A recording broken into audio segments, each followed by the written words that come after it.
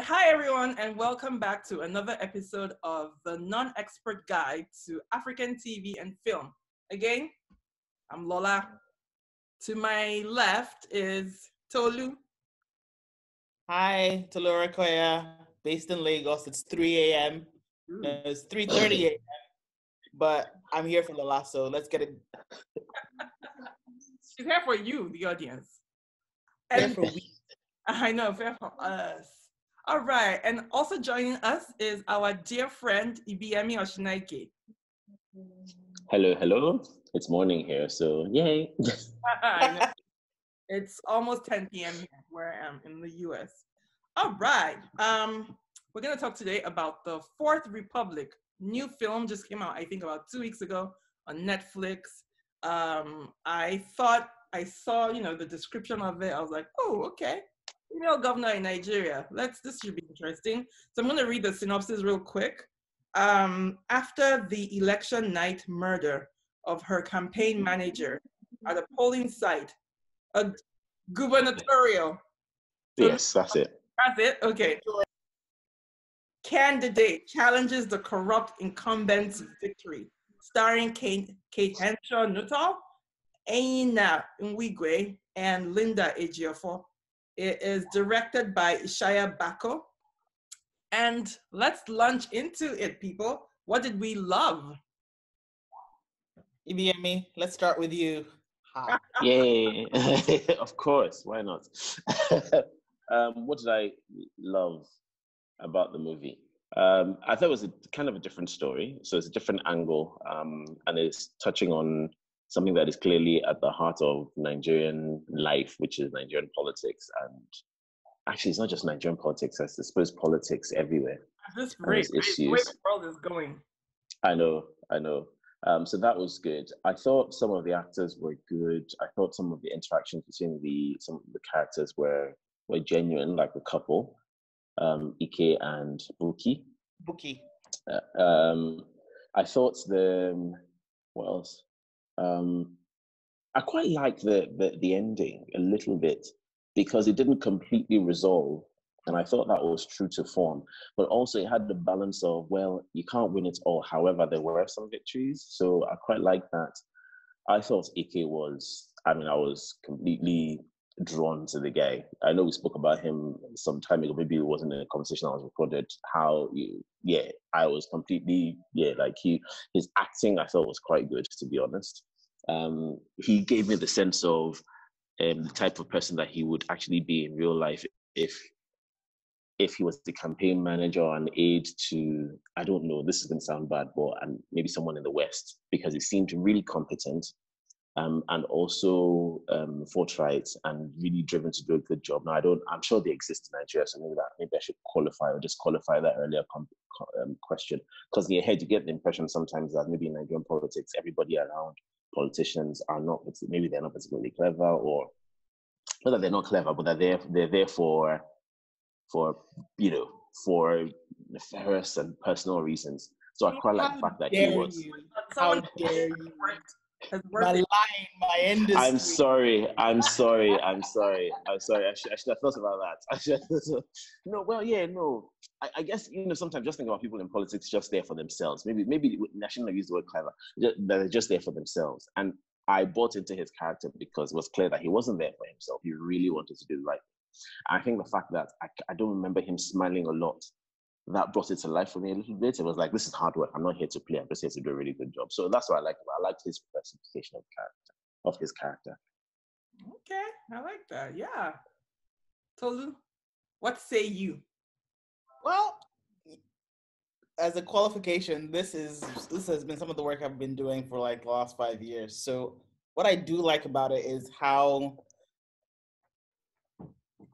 the storyline is the overall arching sort of story in it is very real to me. The lengths that people go to get things done in politics. I love the first quote. There's something about do or die politics. It doesn't say who does and who dies. I really like that quote because Yep. Yeah, it really embodies Nigerian politics even to this day. So and I think I generally like the themes, the conclusion, because it sort of is like there aren't any easy answers. I liked I think, well, yeah, I think those are the most things, that the core things that I really liked about it. I think I really enjoyed Lucky's performance. I think he was the strongest actor there. Okay. And Lucky Yeah. was the guy who, the student who The recorded NYC. the NYC, sorry, not student, NYC, the corporate, pretty much, right? Who filmed a particularly important incident in the movie. Yeah.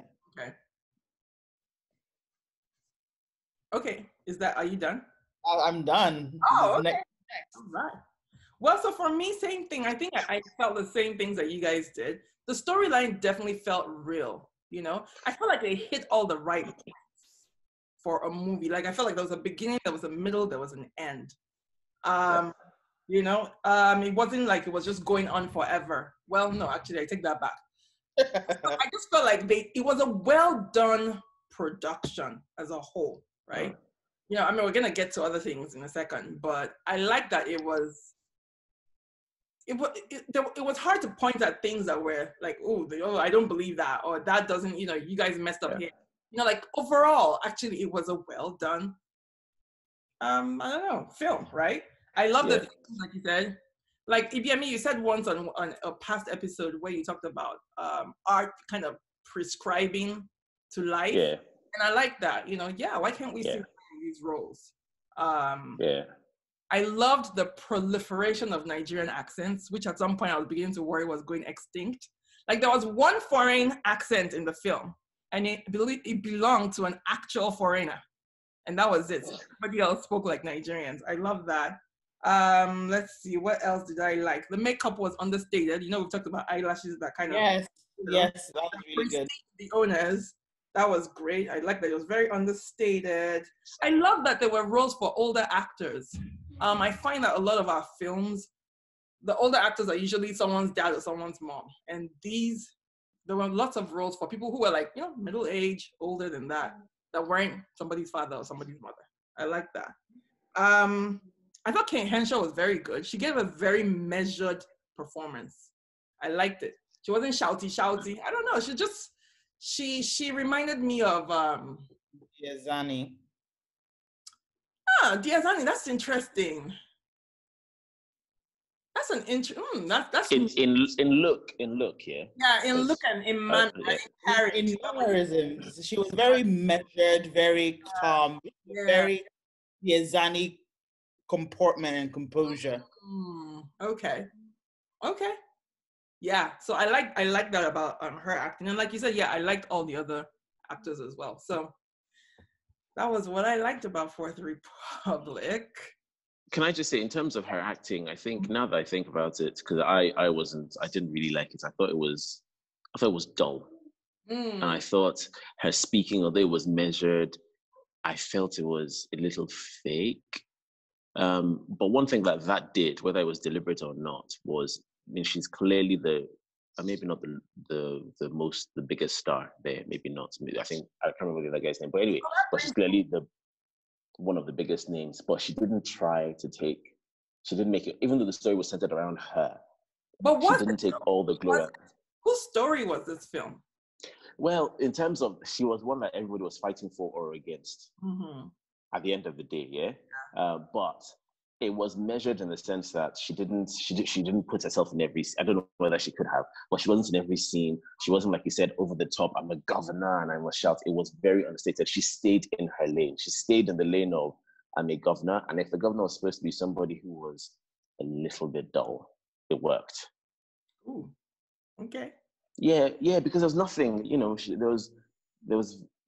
Again, there are personalities like this, you know, that maybe they're not overtly emotional, or when they're angry, they're not dramatic. When they're sad, they're not dramatic. They're just like that. And she was like that right through. And even her language. I like you. Do not ever, gentlemen, we're not doing that. I cannot do that.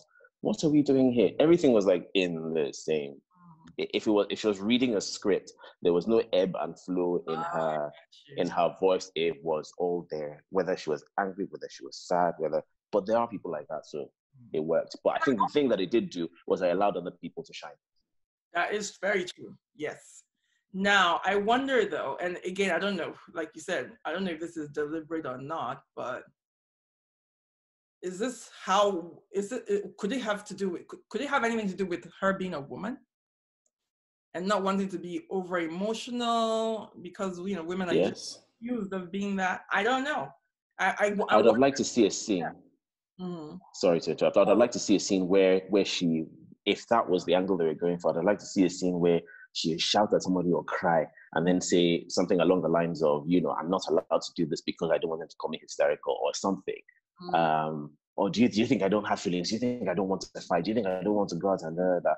And then, and then in public she'll have that facade. I think that would have made me empathize with her a little bit more. Man, she's going through a lot, because I didn't really feel sad. If she had lost, I wouldn't have felt anything. Oops, I think I'm giving something away, but I didn't feel anything for her.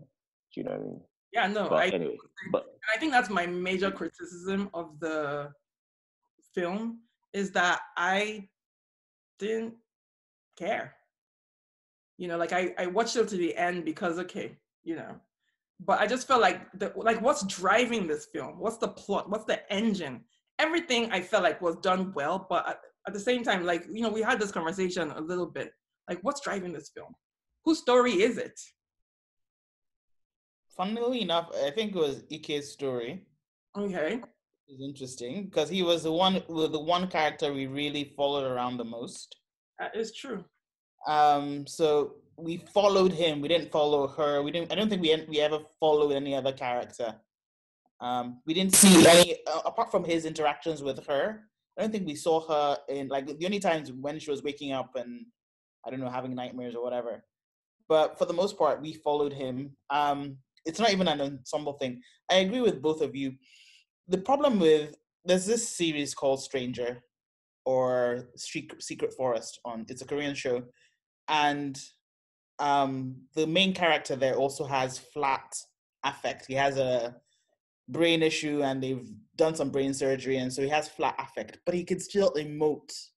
And that's the difficulty, right? You're supposed to be measured and cool and calm and collected, but you can still show emotion without, shouting or, giving off energy, but you can still give off energy of you're confused and your brow doesn't wrinkle, but the way you tilt your head or the way I love Kate Henshaw. I think she's a fantastic person and I've loved a lot of the work that she's done, but just here I didn't, the emotional tone of hers was so flat. And because also I think in general Nigerian actors, the way we deliver lines, the way lines are delivered tends to be very slow and it draws out a scene.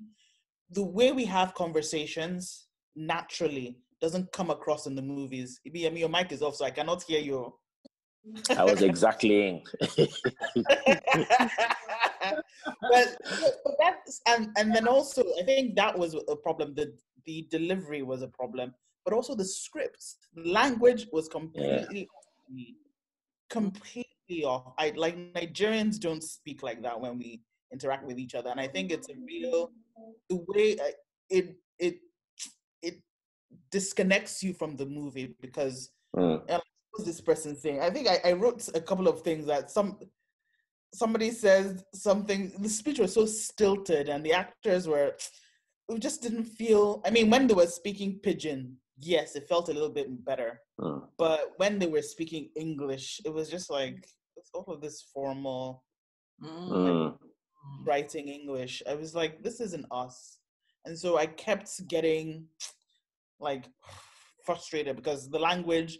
I know how we talk, especially in these contexts. People are more natural, and so yeah.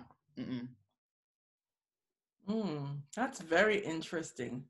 I mean, I liked the way she portrayed the character, but I also see what you're saying. Interesting. The character. So the thing about it is that if it was for her, the speech especially, if her character had that speech, it would make sense. But everybody had that I got it. Okay, okay. So the language, like it makes sense for one person or for a couple of people to have that kind of English, but you know the which is why I like Lucky. Lucky felt more natural in his speech, Mhm. his delivery. It felt like a Nigerian in that kind of situation. The I mean the intonations, the interjections, or rather, what do you call them? These like now or those kinds of things show up. Mhm, mhm, mhm. If you notice, for other people, it didn't show up as much. That's true, especially for Amina. I found that weird. Yeah, I did think like, why is she talking like that? You know? Yeah, It's so stilted and formal. I'm just like, oh, Mm. NYSC students. I know, You right? know, who's a Nigerian? You know, even if she's not a hustler, she's frustrated, Mm. she's angry, and none of the Nigerianisms that show up when we express these emotions were Came there. out. Mm. Yeah. Interesting. Okay. So let's just go back to, I'm just trying to think like what could have driven the story in a Better. different way. Yeah. Like what could have made this more thrilling? Like you said, be on the edge of our seats. Because after it was just it was almost like Kate represented the film in a way, just like we've described her character, right? Like just this steady, no up, no down, no, just it wasn't exciting for me. I think the script definitely, because I think that would have, Hi, child. I think that would have really helped. I think that would have definitely helped. I think people were too measured, and they were.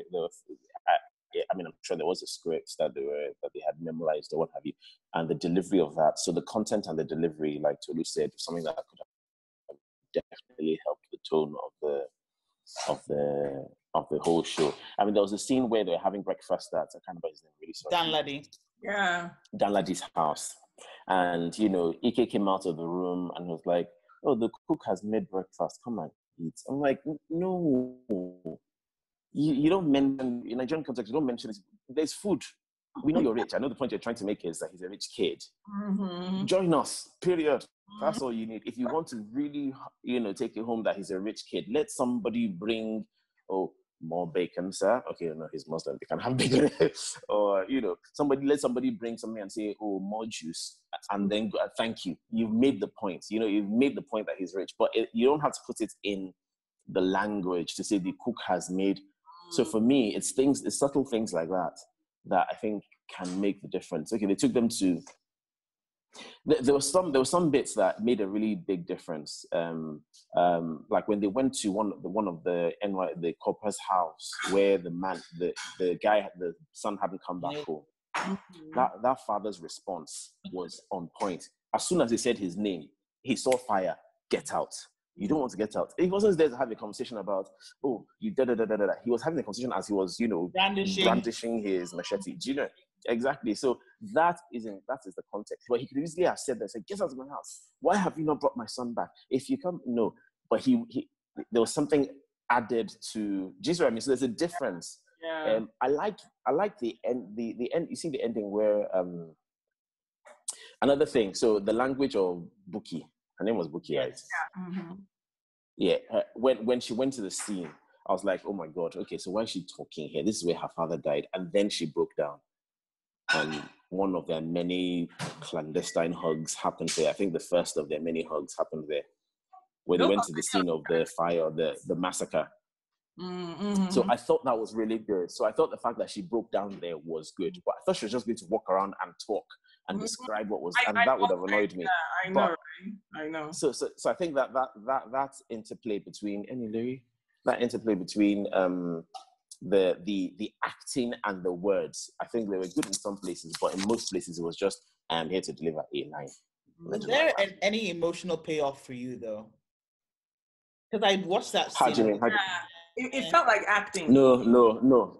Yeah. It definitely felt like acting, but at least she had some. It felt like acting, and in a sense, I was like, she's just trying to seduce this guy. That's what it felt like to me.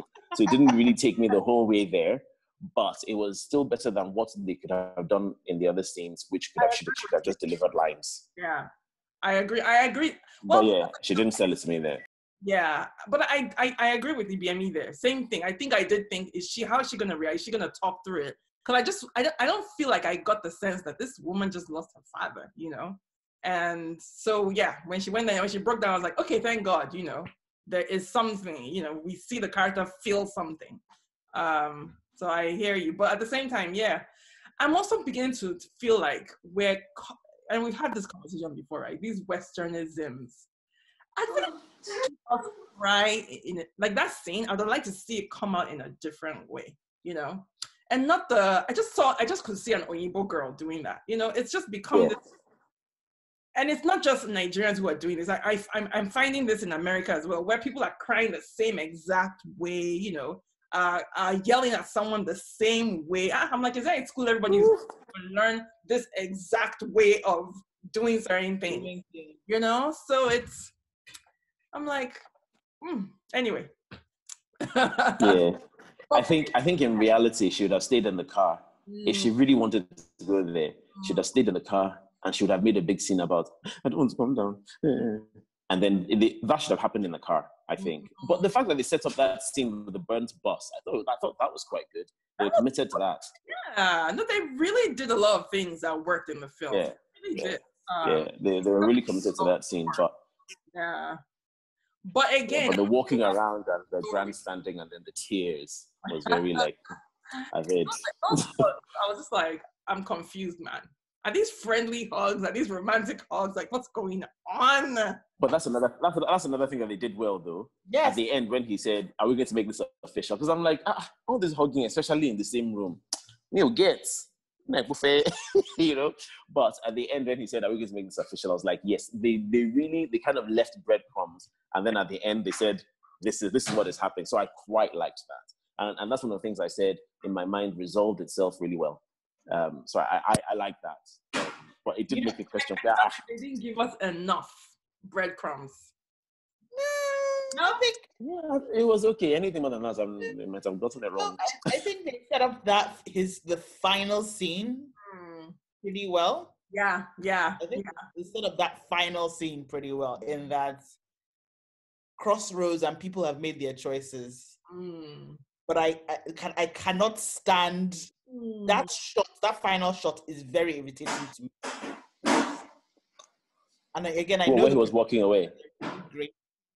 The final shot when he's walking. Yeah. Why? The angle wasn't great. Yeah. I did wonder why they chose that angle. It wasn't. I feel like it could have been more powerful. Yeah. Yes. I mean, it didn't tell a story. I mean, every scene should, powerful filmmaking, every scene should tell a story.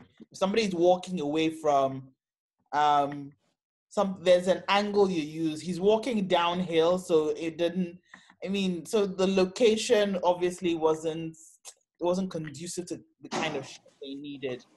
And they just went ahead and anyways. And I guess, you have to do what you got to do, but it just didn't allow the film to close with a sense of,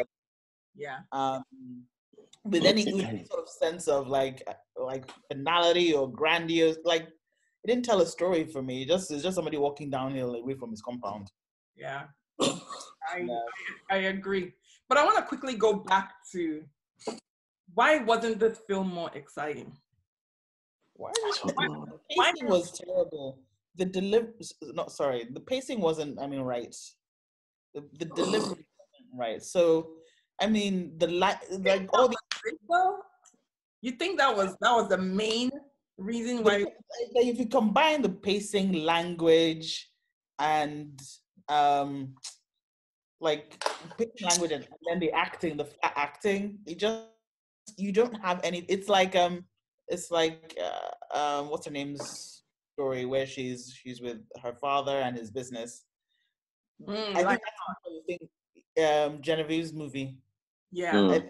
Same problem that we're having. The pacing is off. It just doesn't connect on several levels because, again, you have a speech. Objection, Your Honor.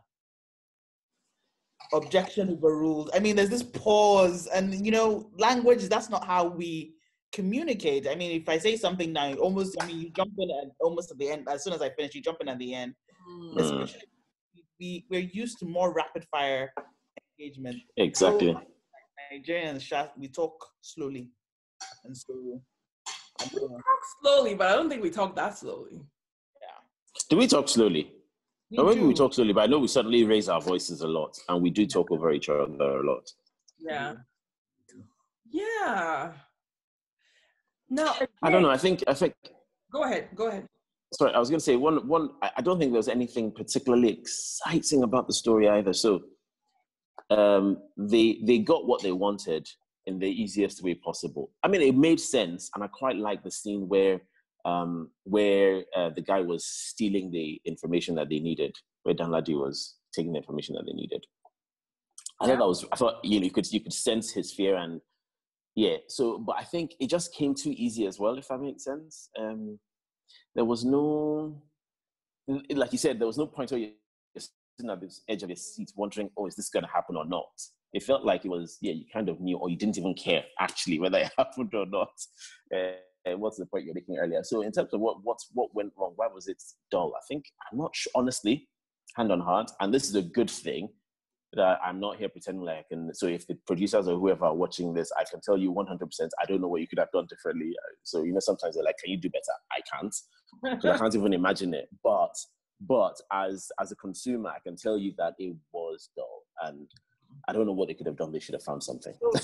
I'm sorry. And there were like little bits of, I couldn't believe, for instance, when those criminals shot into the car and only one person got shot. Oh, yeah.